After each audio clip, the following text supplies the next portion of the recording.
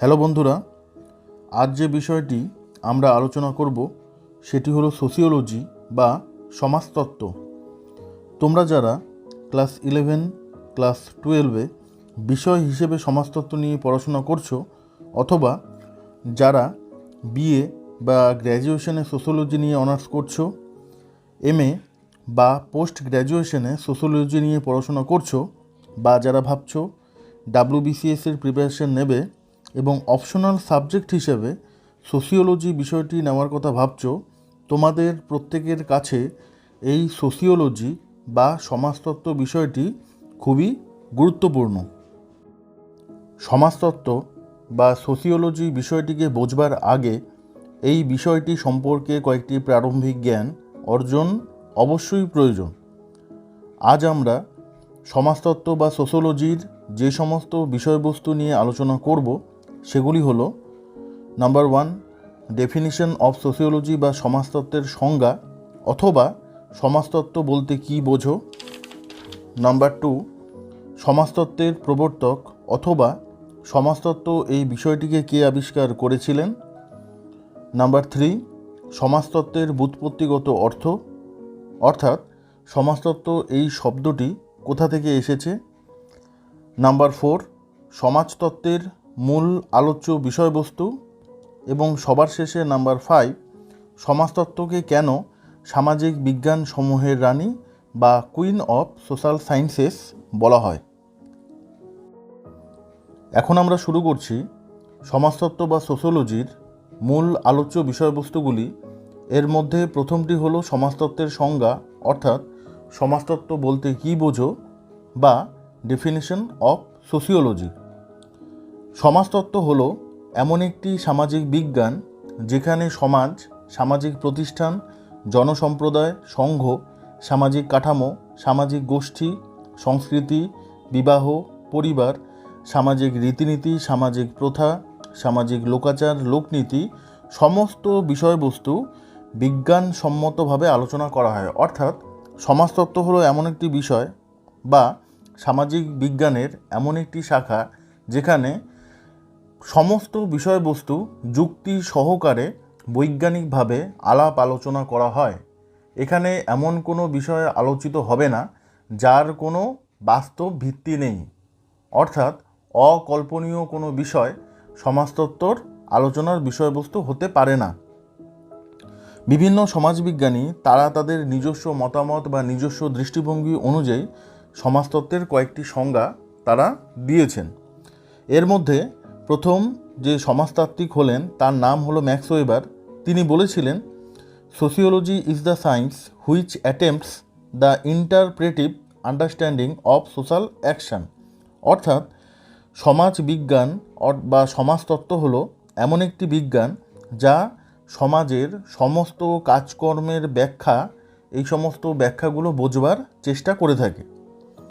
এর পরবর্তী অধ্যাপক কিংসলে ডেভিস তিনি বলেছিলেন কিভাবে সমাজ তার ঐক্য বা শৃঙ্খলা এবং এর সাথে সাথে ধারাবাহিকতা রক্ষা করে চলে এবং কিভাবে এই সমাজের পরিবর্তন ঘটে সমাজতত্ত্বে বিশেষভাবে বা স্পেশালভাবে তারই আলাপ আলোচনা করা হয়।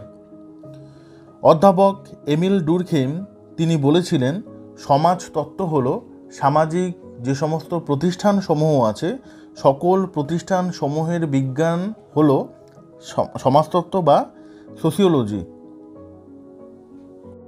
আমাদের পরবর্তী পয়েন্ট, সমাজতত্ত্বের প্রবর্তক বা সমাজতত্ত্ব এই বিষয়টিকে কে আবিষ্কার করেছিলেন। সমাজতত্ত্ব বা সোশিওলজি এই বিষয়টির আবিষ্কর্তা বা প্রবর্তক হলেন একজন ফরাসি দার্শনিক, তার নাম হলো অধ্যাপক অগাস্ট কোত। অধ্যাপক অগাস্ট কোত 1839 সালে তার লেখা পজিটিভ ফিলোসফি গ্রন্থে সোশিওলজি বা সমাজতত্ত্ব বিষয়টির নামটি প্রবর্তন করেছিলেন।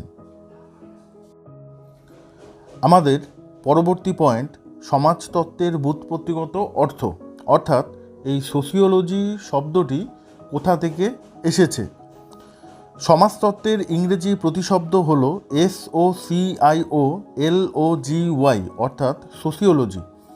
এই সোসিওলজি শব্দটি দুটো শব্দের সমাহারে তৈরি।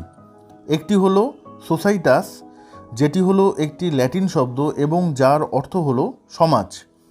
অন্যটি হলো লোগোস, যেটি হলো একটি গ্রিক শব্দ যার অর্থ হলো জ্ঞান। এই দুটো শব্দকে একসাথে জুড়লে সেটি দাঁড়ায় যে সমাজ সম্পর্কে জ্ঞান।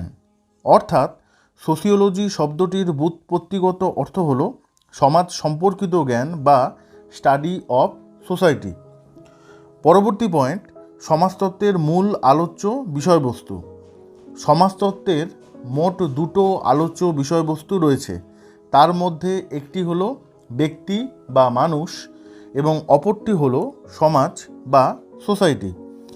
সমাজতত্ত্ব বা সোসিওলজি বিষয়টি ব্যক্তি এবং সমাজের যাবতীয় বিষয়াদির সূক্ষ্মাতিসূক্ষ্ম এবং গভীর বিচার বিশ্লেষণ এবং অধ্যয়ন করে থাকে। পরবর্তী পয়েন্ট, সমাজতত্ত্বকে কেন সামাজিক বিজ্ঞান সমূহের রানী বা কুইন অফ সোশ্যাল সায়েন্সেস বলা হয়। সমাজতত্ত্ব হলো সামাজিক বিজ্ঞানের অন্যতম একটি শাখা। সামাজিক বিজ্ঞান বা সোশ্যাল সায়েন্সের অন্যতম যে সমস্ত শাখাগুলি রয়েছে তার মধ্যে উল্লেখযোগ্য হলো অ্যানথ্রোপোলজি বা নৃতত্ত্ব, পলিটিক্যাল সায়েন্স বা রাষ্ট্রবিজ্ঞান, ইকোনমিক্স বা অর্থনীতি, ফিলোসফি বা দর্শন, সাইকোলজি বা মনোবিদ্যা, হিস্ট্রি বা ইতিহাস।